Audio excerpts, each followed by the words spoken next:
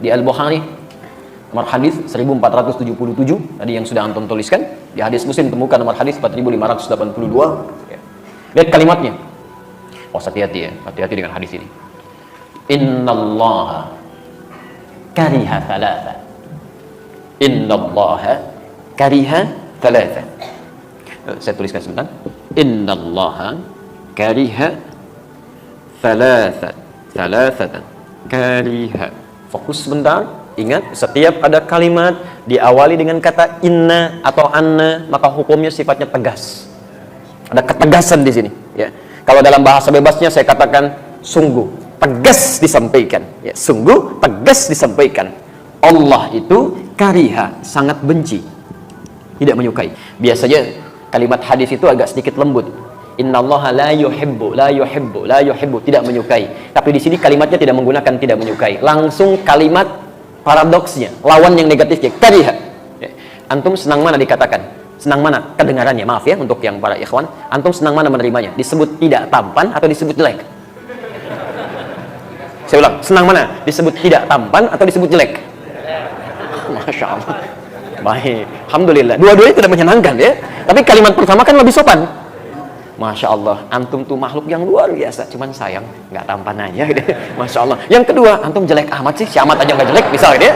Nah, itu kan nggak menyenangkan kalimat kedua ya. Ada nuansa yang tidak nyaman. Di sini, kalau kalimatnya menggunakan kalimat langsung, la yuhibbu, tidak menyukai. Tidak menyukai itu kan artinya benci, tidak suka. Tapi kalimatnya tidak menggunakan kata la yuhibbu, tapi langsung menggunakan lawannya, kariha. Ini menunjukkan bahwa peristiwa yang akan disebutkan ini sangat tidak disukai oleh Allah. Jelas? Thalatha, ada 3. Awas jangan sampai antum terjebak satu di antara 3 ini. Ini berbahaya. Nomor satunya, qila wa qala. Qila wa qala. Ini kalimat ungkapan dalam bahasa Arab. Kalimat ungkapan. Qila wa qala itu kalau sekarang dibuat peribahasa bahasa Indonesia, kabar burung yang tidak jelas.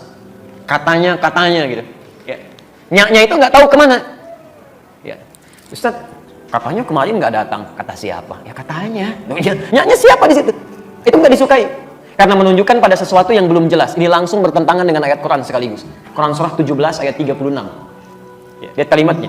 Wala taqfu ma laysa laka bihi ilmun. Innas sam'a wal basara wal fuada kullu ulaika kana anhu mas'ula. Perhatikan kalimatnya. Ini bahayanya, jangankan yang menyampaikan, ikut-ikut orang ini aja nggak boleh. Ya kata Quran, jangan pernah Anda ikuti sesuatu atau bahkan ajakan yang belum jelas kemana arahnya, bahkan sumbernya.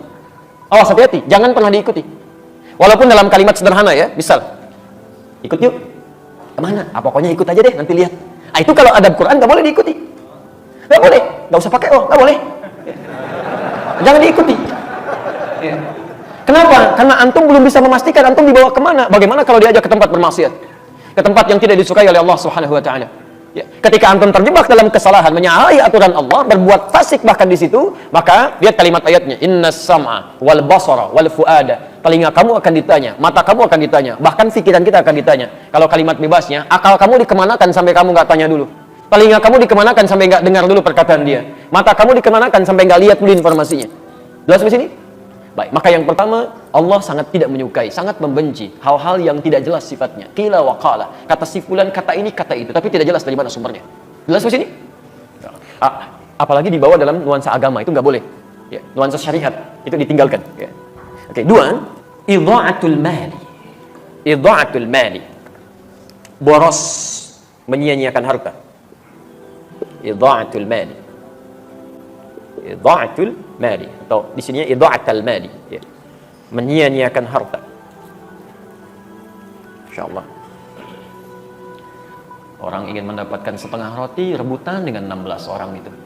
Ya, di Aleppo pengen dapat susu sampai ya Allah jalan mungut-mungut di tempat sampah gitu kan. Bayinya sampai kurus kering untuk mencari-cari itu. Antum kok dibuang-buang? Ya kan? Nasi itu kan berapa banyak yang terbuang yang tidak dimakan itu. Dari rotinya, dari minumannya, tidak sedikit diantara sebagian orang-orang meminum aqua gelas cuma setengahnya, sebagiannya kemudian disimpan dibuang. Sementara orang-orang Palestina untuk mendapatkan minuman yang benar-benar bersih saja, itu mesti berjuang membebaskan dulu sumber minuman dari racun yang sudah diracun itu. Itu tidak mudah. Maka jangan disia-siakan. Termasuk Idha'atul mali itu dari kata dhiya sifatnya. Bukan hanya menghilangkan esensinya, tapi menghilangkan nilai pahalanya. Awas, termasuk idha'atul mali itu menggunakan harta tidak pada tempat yang diridhoi oleh Allah Subhanahu wa taala. Misal, mohon maaf ya, tolong baca ini dengan baik ya. Baca ini dengan baik. Aturan Qur'annya, setiap Allah tambahkan harta kepada kita, itu adalah peluang lain bagi kita untuk meningkatkan ibadah lewat harta itu. Karena mungkin peluang ibadah lewat sisi yang lain sudah kurang mampu kita tunaikan. Jelas ya? Ada orang sudah bisa puasa, bahkan Masya Allah, Seninnya sudah jalan. Tapi jangan dulu senang, karena yang lain sudah tambah dengan Kamisnya. Ada yang sudah puasa Senin, Kamis, Alhamdulillah, jangan dulu bangga. Orang lain sudah Ayyamul Bid. Ada yang sudah Ayyamul Bid, jangan dulu merasa gembira. Orang lain sudah puasa Daud. Hari ini puasa, besok tidak. Karena semakin banyak yang dikurangi, barangkali, Masya Allah dengan tenaganya dia puasa. Antum tidak bisa menyaingi itu. Karena ada ketidakmampuan. Allah berikan sumber yang lain. Gak usah nekat. Emang dia aja yang bisa Daud, besok saya Sulaiman. Gak bisa. Cuman sampai Daud aja, selesai di situ. Antum Daud aja susah, apalagi mau mencari yang lain. Maka dari situ Allah berikan kemudian tambahan lewat yang lain supaya antum maksimalkan ibadah di situ. Apa diantaranya? Harta. Karena itulah ketika Allah titipkan harta, turun kaidahnya. Antum baca betul, pahami titipan Allah yang maksimal pada diri antum itu apa. Quran surah misalnya ke 28 Al-Qasas ayat 77 itu. Ya, sampai dengan 79-nya. Jelas ketentuan harta itu. Wabtaghi fi ma ataqallahu daral akhirah wa la tansa nasibaka minad dunya. Perhatikan kaidahnya. Setiap kami tambahkan keluasan harta benda, kata Allah gunakan itu untuk mencari peluang terbaik mendapatkan tempat di akhirat. Dengan kata lain, gunakan untuk ibadah untuk mendapatkan kemuliaan akhirat. Karena mungkin kamu belum terbiasa bangun malam sambil berlama-lama, hafal Quran belum didapatkan. Masya Allah, puasa belum dijalani dengan konsisten yang sunnahnya. Nih, tambah dengan ini. Kalau orang baca, kamu belum mampu baca dengan maksimal, minimal sedekah dengan hartamu ini, belikan mushafnya, simpan di masjid. Satu hurufnya dibacakan, kamu dapat bagian 10 kebaikannya. Masya Allah, itu yang kita ambil. Bukan dijadikan bahan untuk kesombongan diri. Kalau cuma sombong, yang dulu sudah ada, namanya korun. Hartanya lebih banyak dibandingkan antum. Jangankan hartanya, kuncinya aja kalau dibawa-bawa, itu dibawa orang-orang di belakang ya. Kalau jalan kemana-mana, Pak, maaf ya, saya sering ulang kisah ini. Korun itu informasi Quran di ayat 76 surah ke-28, surah ke-28 ayat 76. Inna Qaruna kana min qaumi Musa fabagha alaihim. Qarun itu termasuk kaum di zamannya Musa, sombongnya luar biasa. Ya. Sombong dengan hartanya, bagha itu sombong dengan harta. Kalau sombong dengan kedudukan disebut togo. Fir'aun disebut togo, Qarun disebut bagha, sombong dengan harta. Tapi apa yang disombongkan? Wa inna mafatihahu latanu bil usbah. Dan sungguh kunci-kunci berangkasnya saja. Itu kalau diangkat orang-orang terkuat di zamannya, masih belum keangkat, Pak. Baru kuncinya aja. Kuncinya. Antum kalau punya kunci berangkas satu aja. Antum tampilkan begini, dipublikasikan, atau antum sembunyikan? Pasti disembunyikan. Gak ada kisahnya orang punya baru satu berangkas, kuncinya dipoto, ceklik. Berangkas saya, yang terbaru. Ya itu cari masalah. Itu baru satu. Korun tidak. Nih saya banyak nih. Kalau mau ambil aja. Ini aja ngangkatnya nggak kuat. Kemana-mana kunci. Kaya, sombong Pak. Jadi kalau ada orang kaya sekarang sombong Bu, itu ketinggalan. Dan keterlaluan karena dia tidak sekaya Korun. Dan Korun hancur juga gitu. Makanya turun ayat tadi. Itu saya tambahkan kata Allah, bukan untuk disia-siakan. Ngapain sombong? Karena nggak akan dibawa pulang. Gunakan untuk peluang beramal. Ada baju baru, pakai dulu untuk beramal. Pakai untuk sholat dulu, kan? Ada alas kaki baru, gunakan untuk ibadah. Sehingga ketika Allah ambil, maaf, kalau Allah titipkan kepada kita sandal, hakikatnya sandal itu punya siapa? Sudah, kita cuma dititipin aja. Mumpung masih dititipkan, gunakan dengan baik sebelum itu diambil lagi. Saya ulangi, sandal punya siapa? Kalau ada hilang, jangan marah. Tugas antum mencari, ikhtiar, bukan marah. Awas, bukan marah. Yang punya siapa? Nah, sudah. Kalau yang punya sudah mau ngambil, tinggal di mana kemudian dia dititipkan, mungkin gantian. Ya antum ikhtiar aja cari. Kalau sudah tidak didapatkan, mungkin Allah mengganti, dititipkan kepada yang lain. Tapi hati-hati kalau ngambilnya dengan cara yang tidak salah, ada sesuatu yang mungkin yang haram yang akan diambil dari antum. Karena rezeki pencuri itu rezeki yang haram. Ya. Tapi poinnya adalah bukan itu. Poinnya, mumpung masih dititipkan, gunakan pada yang baik. Kalau sudah nggak ada, antum nggak punya peluang lagi. Itu yang dimaksimalkan. Ya, kendaraan segalanya, sehingga hisabnya gampang. Pakai baju pertama kali, gunakan untuk sholat. Begitu dihisab, hei fulan, dari mana harta yang kamu dapatkan? Engkau maha tahu ya Allah, mendapatkan dengan cara yang halal. Keringatnya bagi dia, menjadi saksi semuanya. Allahu Akbar. Kemana engkau pertama kali gunakan? Ya Allah, bajunya bicara untuk sholat. Enak kisahnya. Ya. Antum punya baju baru digunakan untuk apa? Masya Allah. Antum undangan sekali belum tentu dalam setahun sekali antum pakai baju luar biasa. Nggak ada yang kayak Allah ngundang 5 kali dalam sehari. La haula wala quwata illa billah. Begitu ditanya, dari mana kamu dapatkan harta yang paling halal ya Allah? Engkau menjadi saksi dalam semua perjuangan hamba. Kemana kami gunakan? Undangan ya Allah. Oh, jawab apa? Ya. Ini idha'atul mal. Ya, tolong dicek ya. Yang harus malu adalah, ada orang Pak, maaf ya, sepeda aja nggak ketitipin, tapi kakinya digunakan untuk melangkah ke masjid. Jaraknya luar biasa. Ada yang 500 meter, ada yang sampai 2-3 kilo, masih jalan ke masjid. Antum tetangga masjid, sepedanya ada, motornya ada, masih ada alasan hujan, kasih payung, ada alasan lagi kasih mobil, Masya Allah, ada semuanya. Belum mau ke masjid juga, antum mesti dikasih apa lagi supaya mau ke masjid? Ayo coba cek lagi. Imam Hasan Al-Basri, antum jangan kira semua amalan antum itu bisa diterima oleh Allah. Imam Hasan Al-Basri, kenal Hasan Al-Basri?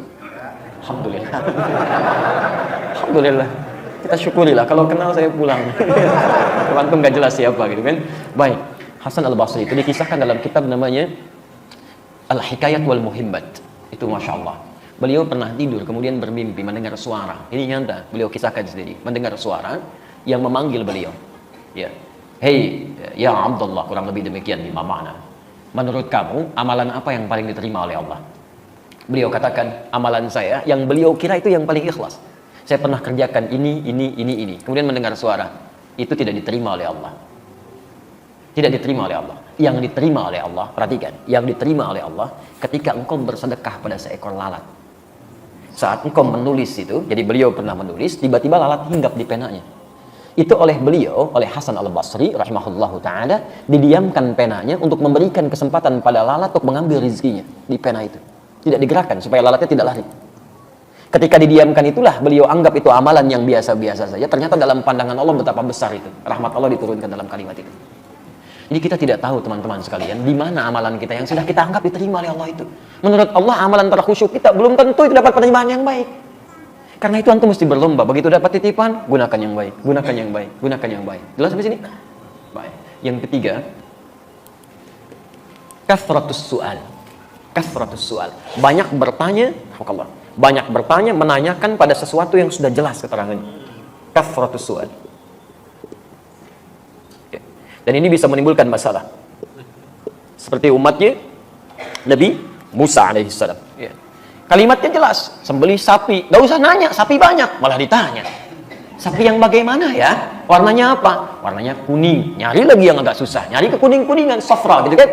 Ya, setelah jelas, kuning yang mana ya? Kan kuning agak banyak. Cari itu yang tidak ada cacatnya, gak pernah dipakai membajak sawah, mulus, halus, tidak ada cacatnya. Carinya lebih susah lagi. Makanya kalau ada sesuatu yang sudah jelas kemudian disampaikan, jangan banyak dipertanyakan supaya tidak sulit memahaminya. Nah, beli sabun ya, clear. Sabun apa saja, selesai. Sabun apa, Pak? Lifebuoy. Jadi terbatasi. Yang dicari harus Lifebuoy. Di mana, Pak? Indomaret ya. Terbatasi lagi. Nyarinya mesti di Indomaret. Indomaret yang mana, Pak? Kan ada 3. Yang paling jauh di ujung ya. Hati-hati. Kan pelayannya di situ ada yang laki-laki, perempuan. Yang mana, Pak? Yang laki-laki. Awas. Begitu nyampe sana, balik lagi. Kok kamu nggak beli sabun? Pak, pelayannya laki-laki nggak ada, Pak. Ada yang perempuan. Padahal perintah awalnya gampang. Cari sabun. Selesai. Dan antum awas, kalau orang tua meminta anaknya membeli sesuatu, anaknya belikan karena kalimatnya umum sifatnya, antum nggak boleh protes, nggak boleh protes. Ya, nak beli shampoo ya, dibelikan oleh anaknya, datang dengan shampoo clear misalnya, antum pengennya zinc, kok beli yang clear? Kan papa bilangnya shampoo. Selesai sampai sini, jelas ya? Jadi kalau ada sesuatu yang sudah terang, sudah jelas, jangan banyak dipertanyakan sehingga mendapatkan kesulitan-kesulitan dalam prakteknya. Nah, kesimpulannya di sini, jika ada berita yang menyebar dalam hal yang tidak baik, pertama pastikan dulu sumbernya. Jangan menebarkan sesuatu yang bisa melahirkan dosa. Hindari kesimpulan yang tidak tepat. Yang kedua, pastikan sumbernya baik. Yang ketiga, mohon maaf, jangan cepat disebarluaskan sebelum nyata maslahat atau madaratnya. Dan sekalipun Anda telah jelas mengetahui dari mana sumbernya, itu pun tidak harus kemudian Anda sebarkan lagi pada orang lain jikalau tidak ada manfaat yang bisa hadir dalam kehidupan bermasyarakat kita. Jelas di sini? Jadi tidak setiap yang sudah kelihatan jelas sumbernya langsung Anda ekspos, tidak begitu. Ini ada manfaatnya enggak? Kalau nggak ada manfaatnya, tinggalkan. Kalau ada manfaatnya, sebarkan. Dan itu yang bisa menghadirkan pahala untuk kehidupan kita. Kalau pernah terjadi dalam kehidupan kita, menyebarkan sesuatu yang tidak kita tahu, kemudian tiba-tiba jadi keliru itu, maka insya Allah kalau dilakukan dengan cara yang tidak sengaja, karena ketidaktahuan dan tidak ada ilmu di situ, termaafkan sepanjang kita bisa bertobat dan beristighfar pada Allah tanpa mengulanginya. Ketentuannya ada di Quran, surah ke-33, ayat yang kelima itu.